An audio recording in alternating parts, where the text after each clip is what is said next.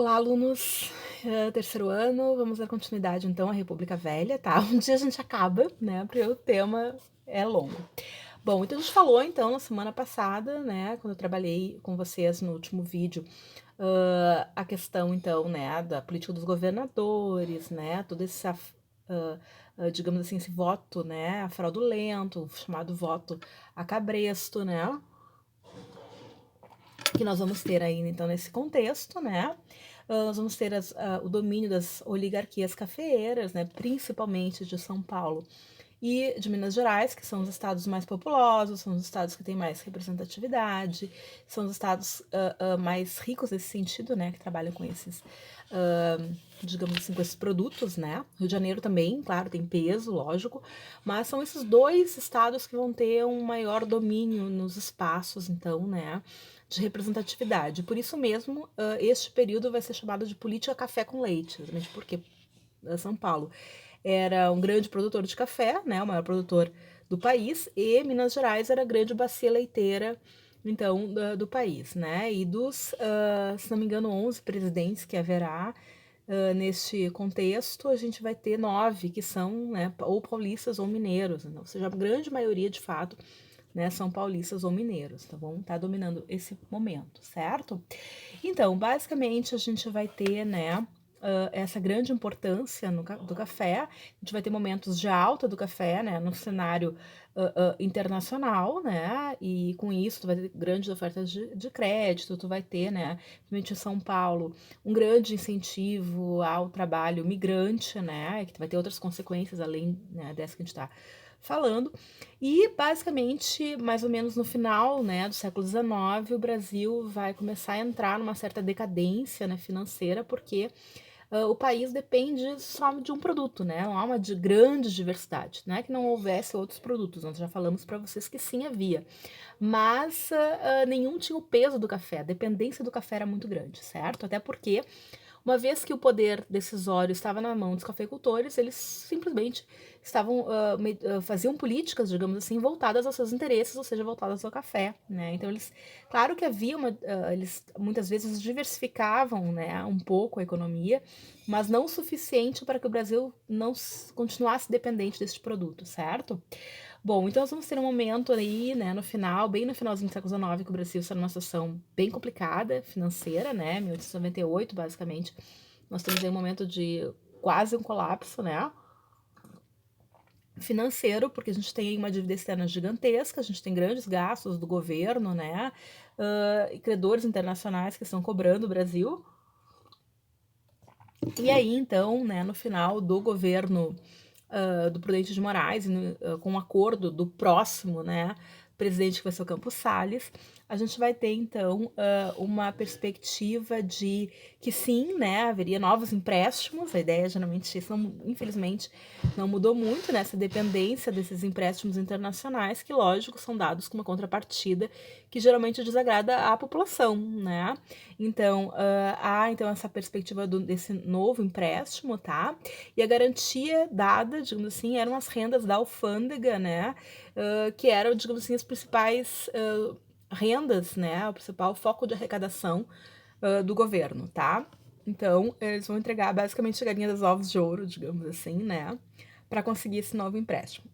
Quais são as cobranças que são feitas?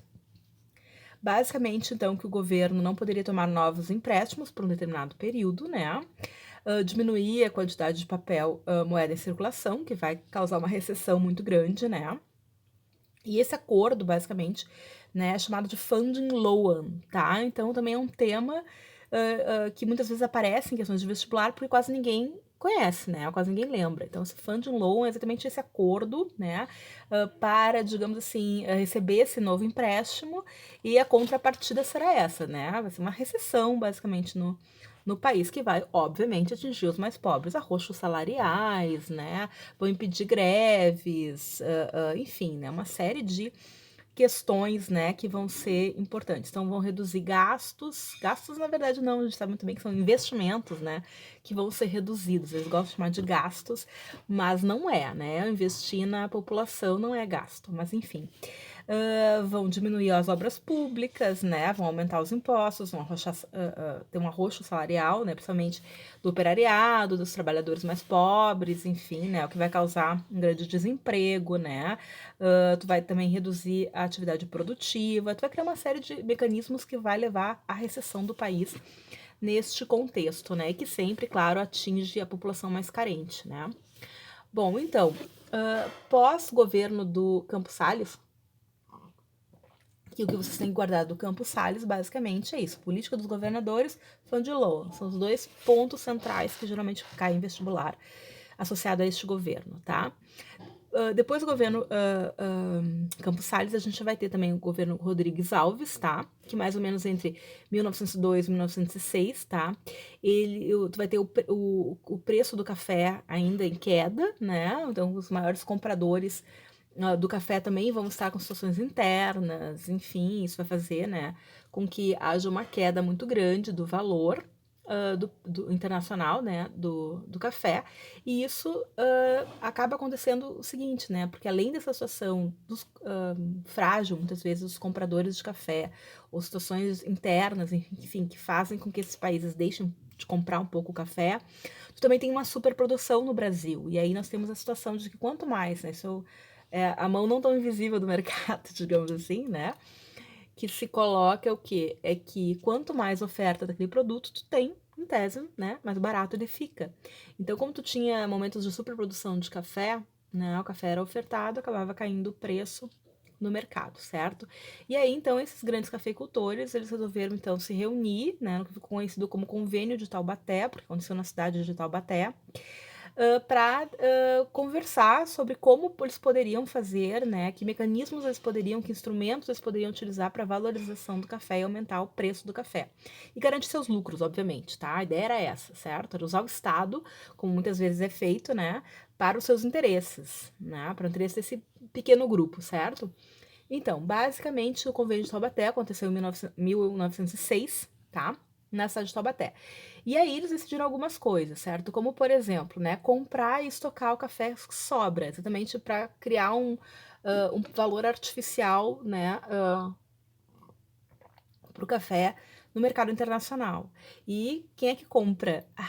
O Estado, com dinheiro público, obviamente. Então, o Estado vai comprar o café que sobra, o café excedente, né? E esses produtores, né, vão ter o seu lucro garantido. Bom, beleza, produzimos demais, mas a gente vai ter garantido porque o Estado vai comprar da gente, certo? Bom, então, tu vai ter basicamente uma negociação, né, dos empréstimos externos, né, para que manter então essa estocagem para poder comprar, estocar. Então o Estado também vai se endividar para poder fazer isso, como eles são o Estado no caso, né, como são eles que decidem, são lá, eles vão fazer, claro, várias ações para beneficiá-los, beneficiar o café, que é o produto que eles vendem, certo? Basicamente também, né, ter uma taxação, enfim, sobre os cafés exportados de qualquer maneira, né, para o pagamento do empréstimo. Eles vão manter o câmbio desvalorizado também, né, no sentido de, digamos assim, favorecer o valor do café nessa, digamos assim, nessa negociação, tá? Então, de modo geral, para eles que exportavam café era mais interessante, no caso, que a moeda externa estivesse mais alta, porque eles receberiam em dólar, né? E então seria mais interessante, né, que o dólar tivesse alto, então o câmbio, né, desvalorizando, no caso, a moeda brasileira, tá? E, né, impedir que outras pessoas plantassem, né, então criar taxas para novas plantações, certo? Tentar impedir, mas como o preço do café vai aumentar, digamos assim, no sentido de ser mais lucrativo, muitas pessoas vão querer e, enfim, vão acabar plantando de qualquer maneira, apesar desses empecilhos, que são cobrança de impostos, enfim, né? A ideia era dificultar que se produzisse mais café, mas não só internamente, né? A grande questão é que o café brasileiro vai acabar sofrendo concorrência no futuro, porque se o café está alto no mercado internacional, outros países vão pensar, bom, vou plantar café, né?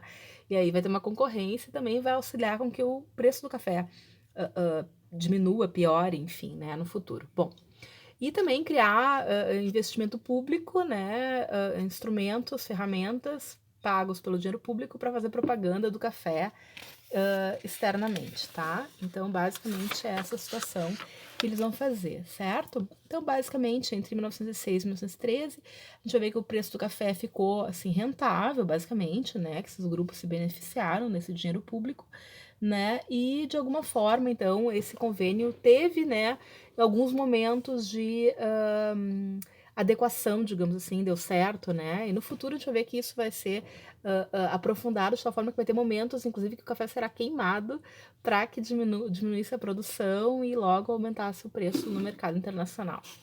Bom, pessoas, então, agora deu vontade de tomar café, né? Continuamos no próximo vídeo, tá bom? Até!